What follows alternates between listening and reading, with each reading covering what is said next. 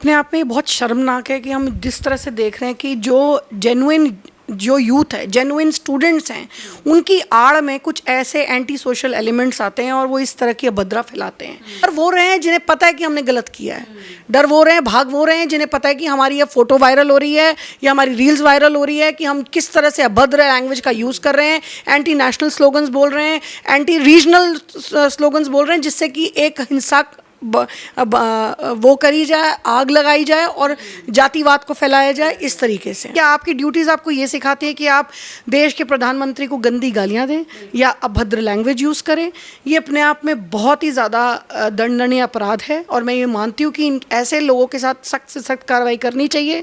हमारी कितनी धारा है, सेक्शन 351 आपका, यहाँ तक कि जो ये 351 क्रिमिनल इंटिमिडेशन है जो ये कर रहे हैं, यहाँ तक कि पब्लिक मिसचीफ है जो ये कर रहे हैं, कड़ी से कड़ी सज़ा इसमें प्रावधान करी जा रही है। जो अमेंडमेंट सरकार पेश कर रही है उस हिसाब से इसमें आपको 10 साल की सज़ा है, 10 करोड़ का तक का जुर्माना है। जितनी जल्दी इन लोगों को सज़ा होगी उतना ही ये चीज़ लोगों के दिमाग में पहुंचेगी, एक बेंचमार्क प्रेसिडेंट बनेगा कि इस तरीके के लोगों को बख्शा नहीं जा सकता। नमस्कार, मैं हूं आपके साथ मनीषा ढिंडोरिया। स्वागत है आप सभी का द न्यूज़ पर। इस वक्त मेरे साथ एडवोकेट जूही अरोड़ा जी हैं। जूही जी, हमने देखा है कांग्रेस जनता पार्टी का प्रोटेस्ट चल रहा था, अभी खत्म हो गया है, पुलिस एक्शन भी ले रही है उन लोगों पर जिन्होंने प्रधानमंत्री मोदी को गालियां दी थी। काफ़ी सारे हमने युवा ऐसे देखे थे जो सोशल मीडिया पर इंस्टाग्राम रील बना बनाकर अभद्र भाषा का इस्तेमाल कर रहे थे। आपकी नज़र में ऐसे युवाओं को क्या सज़ा हो सकती है, क्या क्या कानूनी कार्रवाई हो सकती है? देखिए, अपने आप में ये बहुत शर्मनाक है कि हम जिस तरह से देख रहे हैं कि जो यूथ है, जेन्युइन स्टूडेंट्स हैं, उनकी आड़ में कुछ ऐसे एंटी सोशल एलिमेंट्स आते हैं और वो इस तरह की अभद्रा फैलाते हैं। देखिए, प्रोटेस्ट करना आपका राइट है, right to protest, right to freedom, freedom of speech, आपके सब कॉन्स्टिट्यूशनल राइट्स हैं। लेकिन क्या आपकी कॉन्स्टिट्यूशनल ड्यूटीज़ नहीं है, आपकी फंडामेंटल ड्यूटीज़ नहीं? क्या आपकी ड्यूटीज़ आपको ये सिखाती है कि आप देश के प्रधानमंत्री को गंदी गालियाँ दें या अभद्र लैंग्वेज यूज़ करें? ये अपने आप में बहुत ही ज़्यादा दंडनीय अपराध है और मैं ये मानती हूँ कि ऐसे लोगों के साथ सख्त से सख्त कार्रवाई करनी चाहिए। हमारी कितनी धारा है, सेक्शन 351 आपका, यहाँ तक कि जो ये 351 क्रिमिनल इंटिमिडेशन है जो ये कर रहे हैं, यहाँ तक कि पब्लिक मिसचीफ है जो ये कर रहे हैं। और इसी के साथ साथ मैं बताना चाहूँगी कि ये इंफॉर्मेशन टेक्नोलॉजी एक्ट के तहत भी आता है। तो सिर्फ ऐसा ही नहीं कि BNS ही इन पे एक FIR हो सकती है, IT एक्ट के अंदर भी जो ऑब्सीन लैंग्वेज या पब्लिक प्लेस में इस तरह से गंद फैलाना या इस तरह से वल्गर वर्ड्स यूज़ करना अपने आप में एक क्राइम है और ऐसे लोगों को कड़ी से कड़ी सज़ा मिलनी चाहिए। ठीक है। अच्छा, एक देश के क्योंकि हम देखते हैं कि आम जन आपस में एक दूसरे को गाली देते हैं तो वो भी एक जो है कानूनी कार्रवाई के उसमें आता है, लेकिन एक प्रधानमंत्री को गाली देना कितना बड़ा जुर्म है, या फिर उनको आप युवाओं को क्या बताना चाहेंगी कि उनको क्या क्या उन पर धाराएं लग सकती है, जैसे कि अभी आप मुझे बता रही थी, और भी चीज़ें क्या हो सकती है? देखिए, 353 पब्लिक मिसचीफ कहते हैं, 356 होता है, 351 होता है जो क्रिमिनल इंटिमिडेशन कहते हैं। जब आप इस तरह से खड़े होके आप बदतमीज़ी करें या किसी को धमकाएं तो ये अपने आप में ये धाराओं में आते हैं। और साथ ही में IT एक्ट भी आप पे लगता है, क्योंकि आप IT एक्ट हमारा ये कहता है किसी भी तरीके से अगर आप वल्गर या ऑब्सीन लैंग्वेज का प्रयोग करते हैं, पब्लिकली आप प्रयोग करते हैं, तो उन सब चीज़ों पे भी आप अंतर्गत होते हैं और आप पे कड़ी से कड़ी कार्रवाई होनी चाहिए। देखिए, बात यह है कि आप, पहली बात तो ये हमारा कानून आपको प्रोटेक्ट करता है कि आप किसी भी तरीका का प्रोटेस्ट कर सकते हैं, बट कानून आपको ये राइट नहीं देता कि आप उस प्रोटेस्ट की आड़ में किसी को गालियां दें, बदतमीजी करें, एंटी नेशनल स्लोगन्स बोलें, एंटी रीजनल भड़काव करें, दंगाएं कराएं। तो यही एक रीज़न यही रहा है कि इस तरीके से लोगों को पकड़ा जा रहा है जो गलत किया है जिन्होंने। देखिए, सरकार का पूरा ये मानना है और मेरा भी अपनी अगर पर्सनल व्यक्तिगत सोच बोलें तो वो यही कहती है कि किसी भी प्रोटेस्ट को अगर पीसफुली करा जाए और उसका मोटिव सही हो तो उसमें कोई बुराई नहीं है, जो चल रहा था। लेकिन अंत में जिस तरीके से इस प्रोटेस्ट ने मोड़ लिया, इसमें ये ऑपोजिशन के पॉलिटिकल लीडर्स इन्वॉल्व हुए या इसमें एंटी सोशल एलिमेंट्स इन्वॉल्व हुए या एंटी नेशनल एलिमेंट्स इनफैक्ट हम बोल सकते हैं, जिसमें कि अब बहुत तरीके से पुलिस जांच कर रही है कि इसमें बाहर के देशों का भी हाथ हो सकता है। हम देख रहे थे कि किस तरीके से लोगों ने बाहर से इसमें एड भिजवाई है, फाइनेंशियल एड हुई है। देखिए, वो चीज़ अपने आप में एक बहुत ज़्यादा गंभीर है और उस उस पर ज़रूर कुछ ना कुछ एक्शन होना चाहिए, क्योंकि अगर आज ये नहीं रुकेगा तो फिर ये आगे जो सोशल जो एक स्टूडेंट्स हैं, जो रियल नैरेटिव रहा, जो रियल स्टूडेंट्स ग्रीवेंस रहा, वो कहीं ना कहीं उसकी आड़ में इस तरह से काम किया गया है। अदरवाइज आप देखें सोशल, हम देख पा रहे हैं कि आज की डेट में वो बिल प्रेरित किया गया है और बहुत जल्दी हम इस बिल को पास होता भी देख सकते हैं। जो नए रिफॉर्म्स हम एजुकेशन में चाह रहे हैं, या जिस तरीके से हम बच्चों को स्टूडेंट्स को एक नई दिशा देना चाहते हैं, जो शायद पहले हो जाना चाहिए था, बट कड़ी से कड़ी सज़ा इसमें प्रावधान करी जा रही है, जो अमेंडमेंट सरकार पेश कर रही है उस हिसाब से इसमें आपको 10 साल की सज़ा है, 10 करोड़ का तक का जुर्माना है।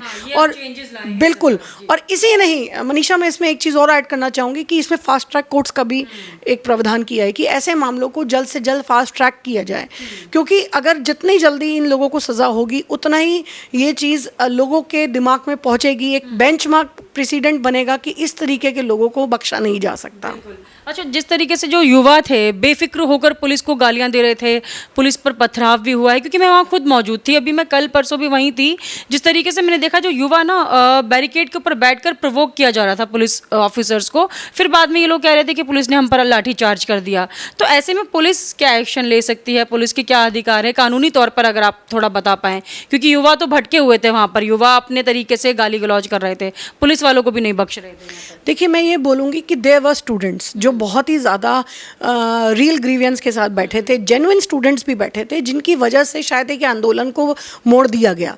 लेकिन वहाँ पे जिस तरीके के बाकी के लोग जो बिल्कुल ही अंडर द इन्फ्लुएंस कह लो, या अंडर एंटी नेशनल स्लोगन्स के साथ, या बदतमीज़ी करना, पुलिस वालों के साथ गुंडाई करना, उन सब चीज़ों में मुझे लगता है कि पुलिस वालों के पूरे अधिकार हैं कि ऐसे लोगों पर तकड़ सख्त से सख्त कार्रवाई करी जाए। और आई थिंक एफआईआर दर्ज हुई है, इस पे बात बनेगी कि जो वाकई में एंटी सोशल हैं उन्हें क्यों बख्शा जाए।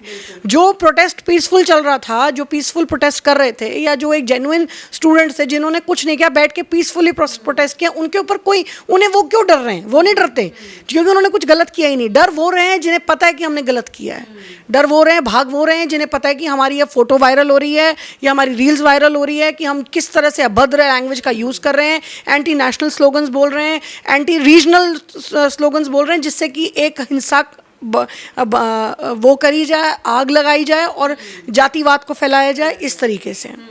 ये जो स्लोगन्स आप कह रही हैं, इस तरीके के स्लोगन्स बोलना एंटी नेशनल्स में आते हैं, लेकिन उस चीज़ को भी कुछ लोग जस्टिफाई कर रहे हैं कि ये जो है ये एंटी नेशनल नहीं है, ये हमारी खुद की विचारधाराएं। तो ऐसे लोगों पर भी कुछ धाराएं लग सकती हैं क्या, अगर जो देश विरोधी बात बोलते हैं? जी बिल्कुल, हमारी बीएनएस में है, देश विरोधी अगर आप स्लोगन्स बोल रहे हैं तो ये आपके हित में नहीं है, ना ये देश हित में। और मेरा ये कहना है उन सभी व्यूअर्स को कि अगर सबसे पहले आपकी एक जो राइट खड़ा होता है, या सबसे पहले आपकी ड्यूटीज टूवर्ड योर नेशन होती है, सबसे पहले आपका देश आता है, उसके बाद आपकी अपनी सोच आती है, अपनी विचारधारा आती है। तो सबसे पहले आप अपने देश के लिए हित में सोचें। इस तरह के स्लोगन्स एक प्रधानमंत्री के लिए, चाहे वो किसी भी पक्ष की पार्टी का बैठे हों, चाहे किसी भी, मैं कहूँ किसी भी ऑपोजिशन का भी आज बैठे होते, तो क्या ये बीजेपी के सपोर्टर्स को भी शोभा नहीं देता इस तरह के स्लोगन्स के लिए? तो ये एक बात एक विचारधारा की नहीं है, ये बात एक सही और गलत की है। किसी भी पद के इंसान को आप किसी तरीके से इस तरह से शर्मनाक शब्द का प्रयोग नहीं कर सकते। मैं तो कहूँगी कि पद पे ही क्यों, आप राह चलते किसी और आदमी को भी ऐसे नहीं बोल सकते। तो ये वो तो फिर एक पद पे बैठे हमारे माननीय प्रधानमंत्री हैं। तो इस तरीके के स्लोगन्स बिल्कुल गलत हैं और इसकी ज़रूर निंदा होनी चाहिए। ठीक है, आप खुद से कैसे देखा आपने इस पूरे प्रोटेस्ट को? यूथ का प्रोटेस्ट बताया जा रहा था, काफ़ी युवा थे इसके अंदर, तो आपने देखा होगा युवा क्या इन्फ्लुएंस हो रहे थे?